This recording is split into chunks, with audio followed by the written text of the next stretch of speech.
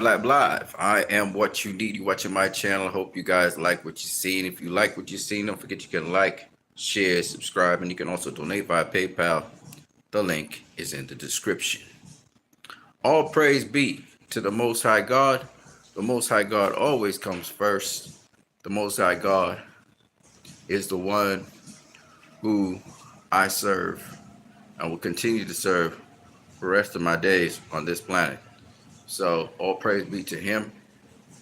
And shout out to all the subscribers out there that have been supporting this channel. I have not been not paying attention to you. Thank you for your subscriptions. Thank you also for your donations. This channel is brought to you by LIVE. LIVE, live now. We're live now. We have a number of LIVE products that are on display. So let me show you the list of LIVE products here. LIVE, live now, we're live now. And these products are made up of two different sets of products. We have drinks, which are natural fruit juices. They have no preservatives in them. And then we also have cleaning products here. And I just introduced you to the natural drinks, the natural fruit juices. Below you watching at fruit punch over here.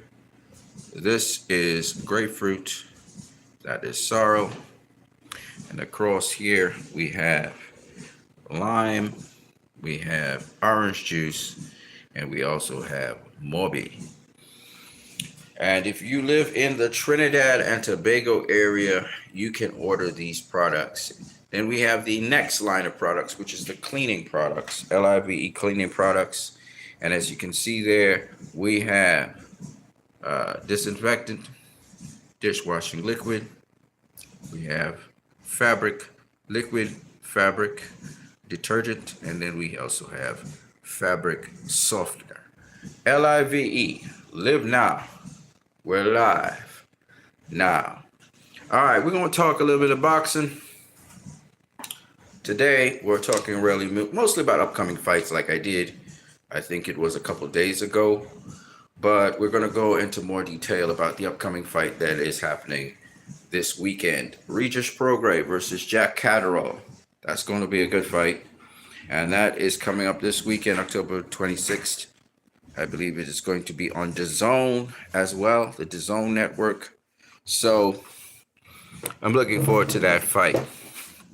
Jack Catterall has been on a tear of recent times. Jack Catterall has a streak of wins. He's still undefeated. Well, he has one loss, which is a questionable loss. And he really clarified that he didn't lose that first fight against Josh Taylor because he beat Josh Taylor in the second fight. Jack Catterall has beaten not only Josh Taylor, and we could argue twice, but he's also beaten the likes of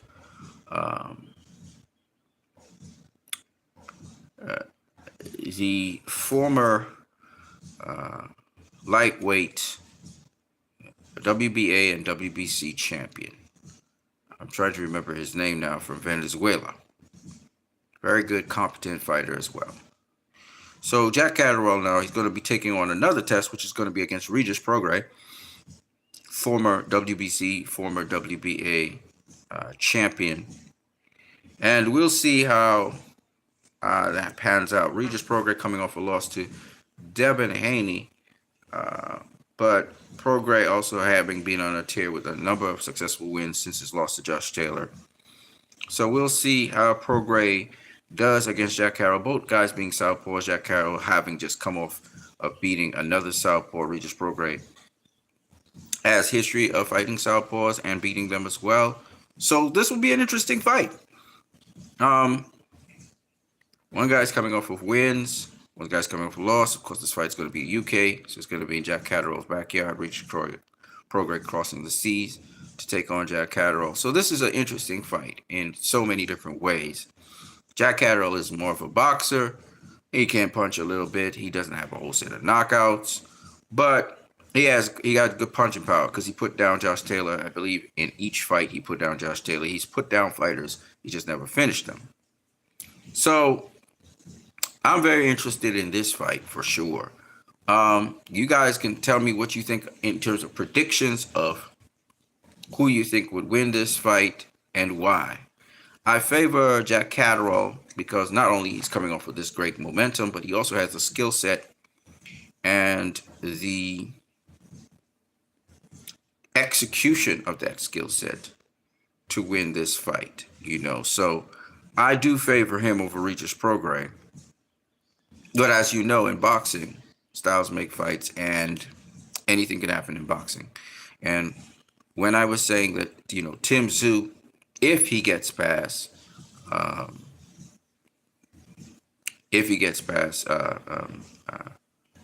Murtazayev, which he did not, right? Murtazayev, he did not get past Murtazayev. And I said if Murtazayev beats Tim Tszyu, then he's beaten a name. He has a name under his belt. Now he can look to unify with the other people. So you remember I talked about that because I never took it as a given that he would beat Murtazayev because I didn't know who Murtazayev was.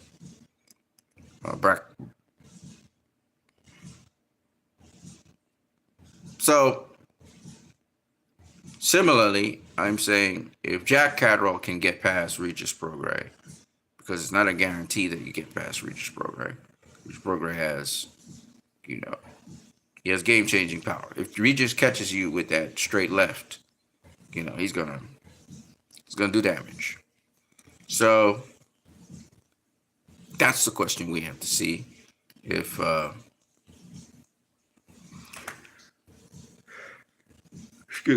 if Jack Catterall can get past Regis Prograis, then the world is his oyster. You know what I mean? He might get the shot at one of the bigger names.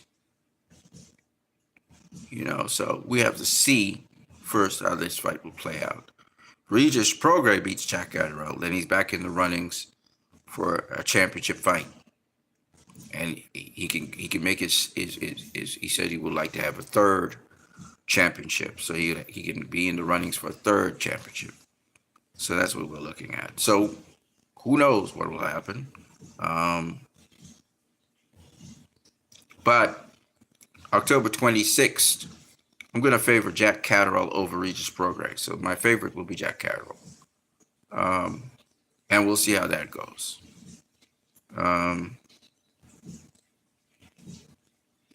Regis is training his butt off. I see him training every day on Instagram. I don't follow Jack Catterall, so I can't really know what he's doing. But I'm pretty sure he's also training his butt off for that fight. So October 26th, which will be the end of this month here, Regis Prograis should be facing Jack Catterall. Again, my prediction is that Jack Catterall wins, more than likely by points or decision. How he approaches Regis Prograis, how he makes it through the fight with Regis Prograis is going to be the interesting part. I think Regis is the sharper of the two. I think he's the quicker of the two. I don't think Jack has any special sort of speed. He has a decent jab. And he does fight mostly on the outside. So that's what's going to make this fight interesting. But we have to see. It's two southpaws we're talking about matching up here. So this can be an interesting, very interesting fight. I do think to add an element that maybe somebody else will not add in this fight, I think the element that I think could tip this fight again in Jack Catterall's favor is the fact that he has it in the UK. Regis is crossing the seas to fight Jack Catterall. Unless Regis can put down Jack Catterall, knock him down, or do something kind of exceptional in the fight, so that if the fight is close, Regis has knocked him down. So because of that, Regis gets the decision. Regis has to do something a little bit more than try to get a split decision win. I don't think he's going to get any split decision win in the UK. So if the fight is close, I think Jack's getting it. I think if Regis can do something dramatic in that fight to sort of change the whole way people look at the fight, and he's somewhat aggressive, and he's able to land that left hand or land a right hook and put down Jack Catterall, I think He's on his way to that victory. And remember, Jack Catterall is undefeated. Well, Jack Catterall is defeated, but technically he's undefeated in the sense that, he beat Josh Taylor, I believe, twice. But we'll see. I don't know.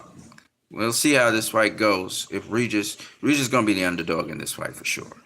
Because Jack Catterall has home court advantage. He's been beating guys. His confidence is high. He beat Josh Taylor. So, he's going to be going into this fight against Regis with confidence. And his skills and his IQ and stuff. So, Regis has got a couple of things working against him going into this fight. But we'll see what really happens, I haven't been paying attention to what Regis has been saying. I've just been watching him train. So I'm not really sure. The weigh-in is going to be Friday this week. The fight's going to happen at about 2 p.m. Atlantic Standard Time. It would be like 8 p.m. Greenwich Mean Time. So get your popcorn and stuff out there and watch the fight at about 2 p.m. Will I be covering the fight this time? I don't think so. Not this time. I won't be covering it live. I would love to, but I won't be covering it live.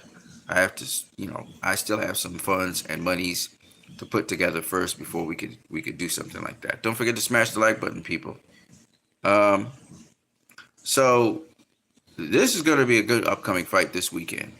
And I just wanted to spend a little time talking about it because here's the variables that happen. Regis Prograis is explosive. And if he can, the key to Regis Prograis doing well in this fight is to be able to go in and out, to close range very, very quickly, and to get his left hand in. That's the key. If Regis, because Jack Catterall, as good a boxer as he is, he's not explosive. Jack Catterall's not an explosive fighter. He does use the fundamentals of boxing. He does use his range and everything.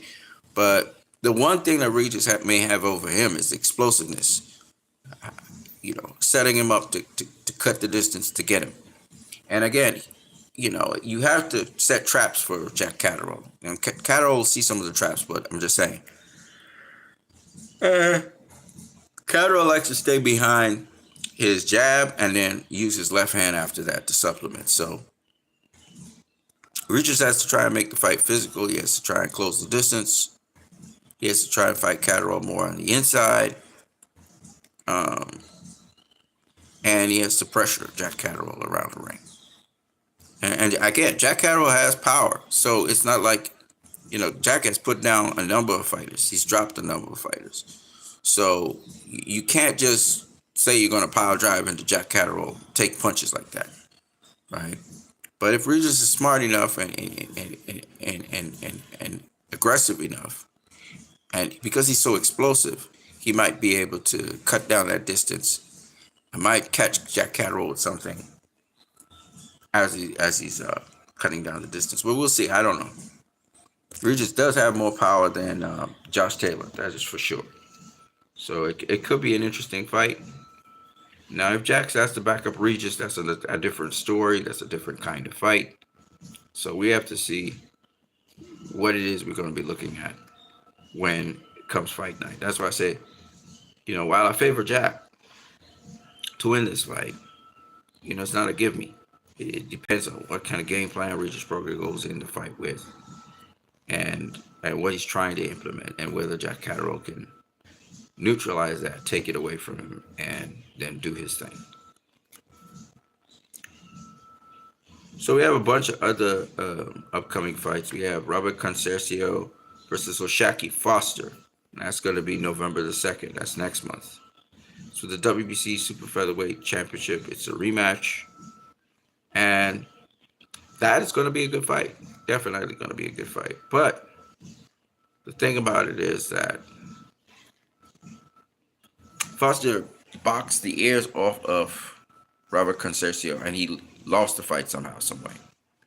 So what does Foster have to do that's different so that he could win the fight? That's the question. And Foster's got decent power.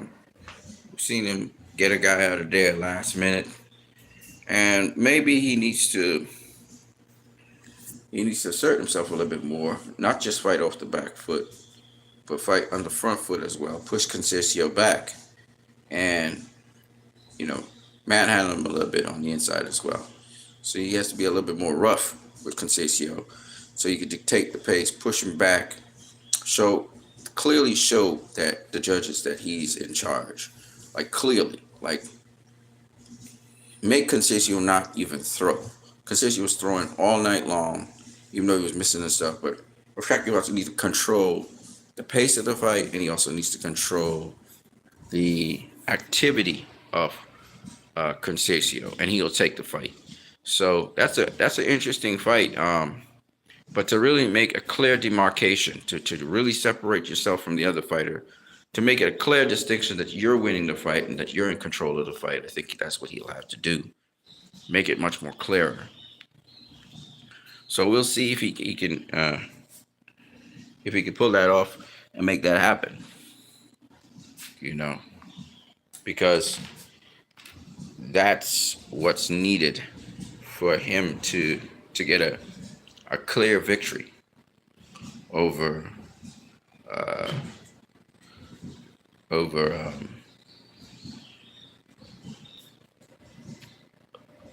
Conceicao, because you have to make these things clear. You have to make it very clear what it is you're doing when you're fighting somebody. It has to be. Sometimes you have to make it obvious so that a little child knows you're whooping this guy's ass. Not so nuanced, I think that's something that is kind of missing these days in these guys trying to accomplish what they're trying to do. Sometimes in boxing, that's what's lacking, and so you have to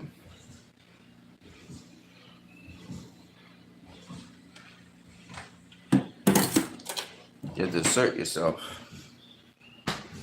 to get the desired results you're looking for, to make it more obvious. So hopefully Osaki Foster can do that, and hopefully that would clear up who's dominant in that fight. Who's the dominant guy in that fight? All right, so let me just mention a couple other fights that I think are worth the while talking about here. Okay. Oh boy, hold on a second.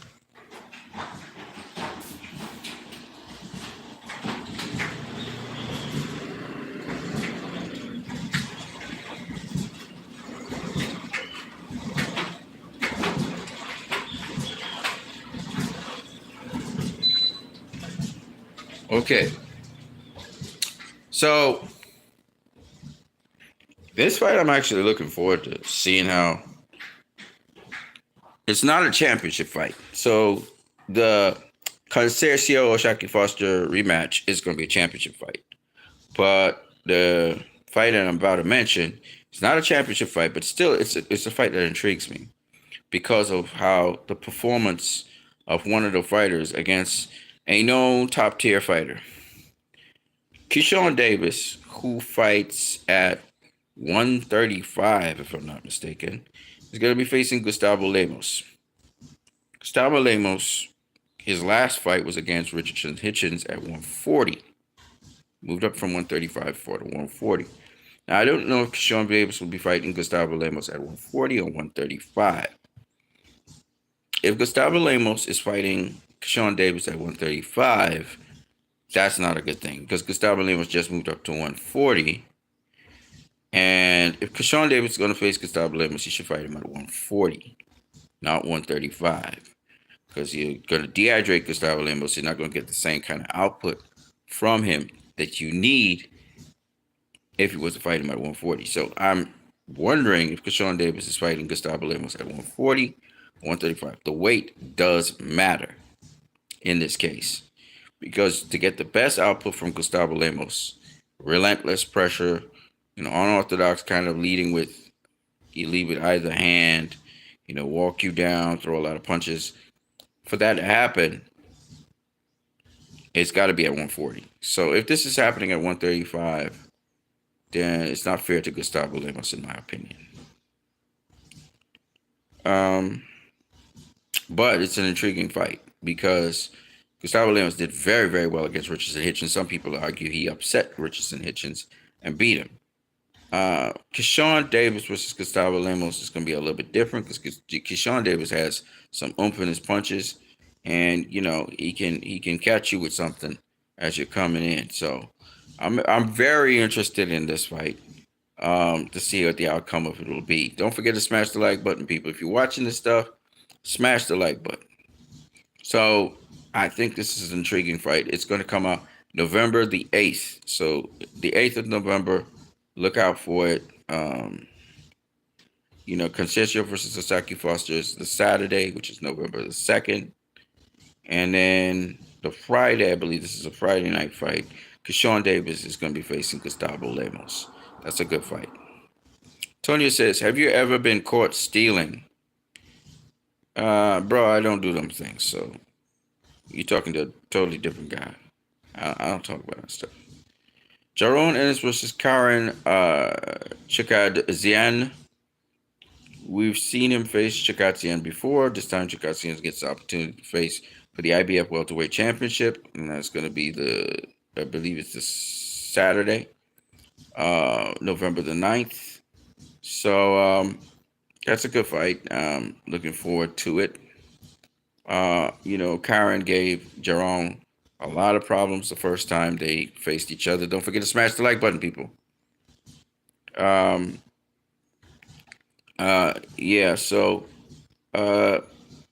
it's one of those things where you have to wonder if Karen could do the same thing he did in the November 9th fight.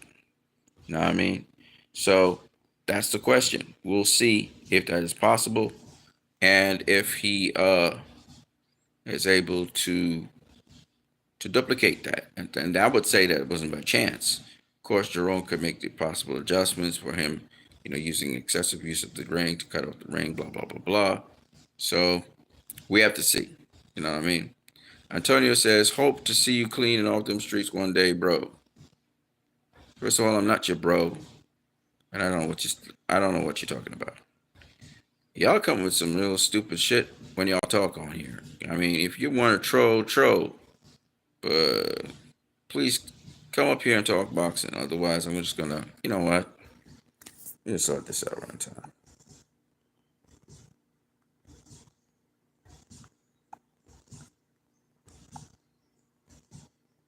Okay. I don't have time for idiots. Katie Taylor versus Amanda Serrano 2. That's going to be on the Jake Paul versus Mike Tyson undercard. November the 15th, we're talking about Katie Taylor versus Amanda Serrano. That's the rematch, and that's obviously it's going to be fire. So looking forward to that fight as well.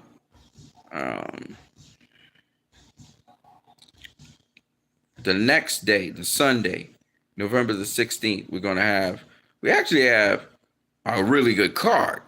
Really good card here. Jose Ramirez versus Arnold Barboza, November the 16th. That's a good fight. Jose Ramirez, of course, former world champion. Hasn't fought in a while. I think he came back last year. He fought once. Arnold Barboza is a good fighter. Both golden. I think both of them are with Golden Boy right now. So that's a good fight. I don't know if it's a good fight for Barboza. Barboza's not really the biggest puncher in the world. He's technical, and you could argue that his last fight he lost. But it's a good fight for Arnold Barboza. It's a good fight for Jose Ramirez. So we'll see what pans out with that fight. But that's a good competitive fight.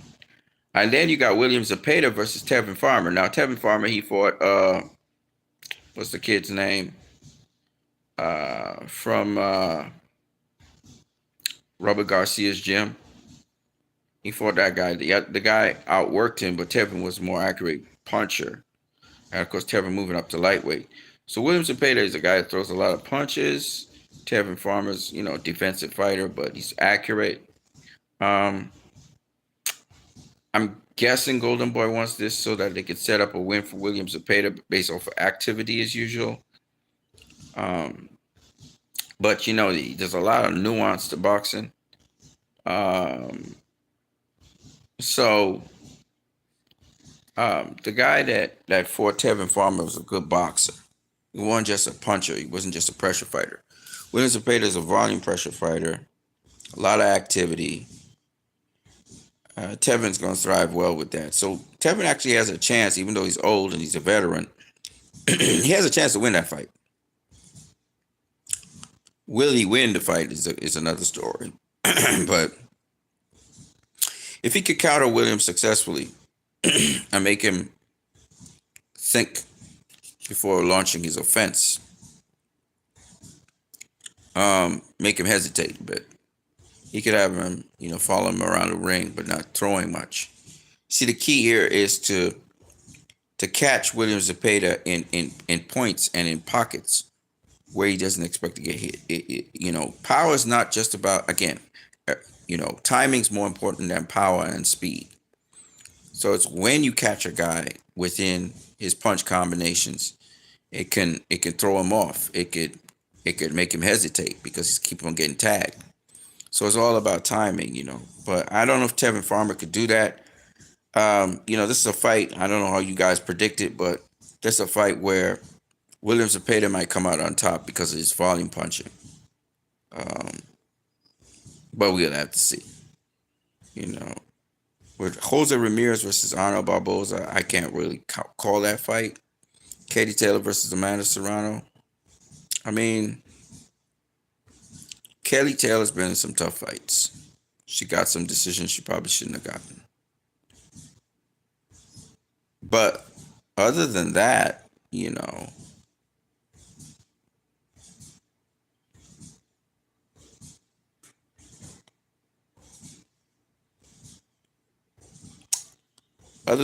don't think there's anything else I need to say about that. For now, you know.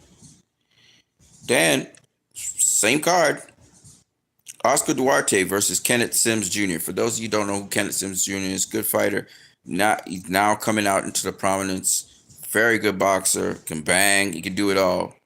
Oscar Duarte versus Kenneth Sims Jr. That's going to be a good fight. Duarte's a big tough guy. Of course, we saw him against Ryan Garcia. Garcia stopped him. But this is a good fight. So Golden Boy actually has 3 really good fights on their card here.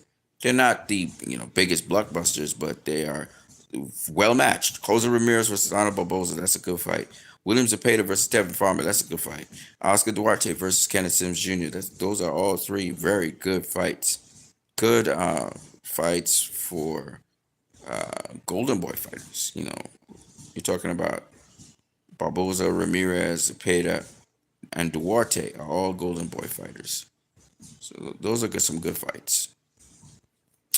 In December the 7th, we got 2 headlines going on there. We got we have Navarrete versus Oscar Valdez, which is a good fight, good matchup.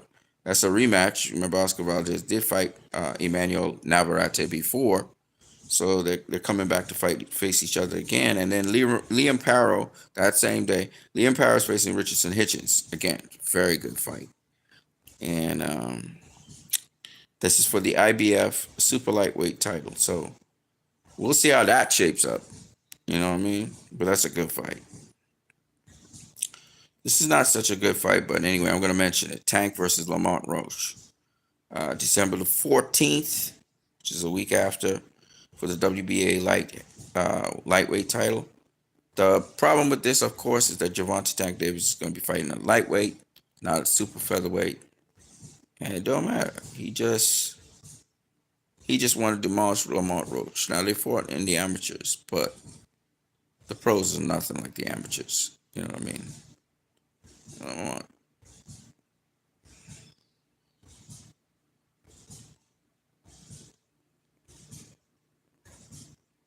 Okay. So Liam Parrow versus Richardson Hitchens. That's going to be good. It's December the 7th. Tank versus Lamont Roach. I got Tank in that one. I think Roach coming up in weight. Now they did fight in the amateurs, like I said before, and it was a close fight and everything. But I think that Tank's to if they was fighting for the WBA super featherweight title, that'd be totally different. This is not the case. So, and then you got Usyk versus Fury 2, and then you got Madrimov versus Borchuk. Those are good fights as well. So, the upcoming fights, some of the upcoming fights are really good stuff. And hopefully we can get to see all of them and nobody gets injured, so they have to pull out. Are they flaming fire? They're competitive fights. That's the important thing. And there's a lot of Mexican fighters fighting each other who I don't know. Some of them are going to be fighting on the Zone. Some of them on other streaming platforms. And then you got Golden Boy Promotions with Mayweather Promotions. The sky is the limit. Yeah. So that's what I got for you guys. I'm what you need. You've been watching my channel. If you like what you've seen, don't forget you can like, share, subscribe. You can donate via PayPal. The link is in the chat section. I know more of you are going to watch this as the day goes along. So those are some of the upcoming fights that I'm intrigued with. They're not pure fire. The big ones are like Usyk versus Fury 2. And again, we'll see what Fury could do to make adjustments to win the fight. Power versus Hitchens, not as big, but definitely a quality fight right there. Ennis versus Chikadzian. Then you have Conceicao versus Foster. And then Prograis versus Catterall. Those are pretty much the big fights that we'll be looking at. Don't forget to smash the like button, people. Smash the like button. All right. That's what I got for you guys. I'm what you need. Peace.